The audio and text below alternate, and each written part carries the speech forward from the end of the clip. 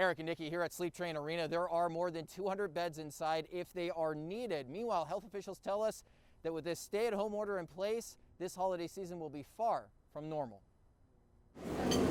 Friday morning begins, the Greater Sacramento region is being ordered to stay at home. That includes Alpine, Amador, Butte, Colusa, Dorado, Nevada, Placer, Plumas, Sacramento, Sierra, Sutter, Yolo, and Yuba counties. This is going to be a different year, a different Christmas.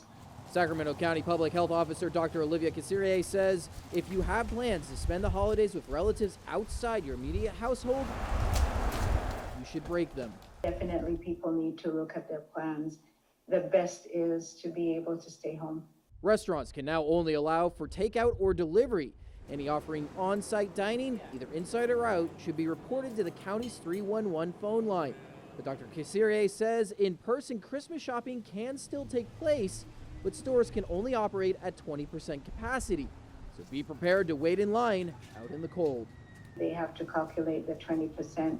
So that will mean that people have to line outside waiting to get in. So being able to plan ahead is important.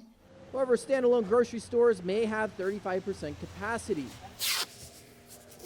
Meanwhile, the Governor's Office of Emergency Services, or OES, has reopened Sleep Train Arena to again serve as a field hospital. No patients brought in just yet, but the site is turned on and we do have the ability to receive patients, and we are told we may receive some as soon as this evening. However, OES Deputy Director of Crisis Communication, Brian Ferguson, says these extra beds should not be considered ICU beds. The term we use is folks who are at a low level of acuity. So that means they may be sick, they may be ill, they may even have COVID depending on the circumstance, but they're not sick enough where they're on a breathing tube or otherwise, in an intensive care level. The state will first open up the 66 beds inside the practice facility before opening up the rest of the 244 total beds inside Sleep Train. This facility gives us room to stretch, to bring folks out, and to decompress the hospital system so our healthcare providers are not overwhelmed. And we're told this morning they just set up a pharmacy here on site at the Sleep Train Arena. So again, if they're needed, they will be ready. In Sacramento tonight, Doug Johnson, Fox 40 News.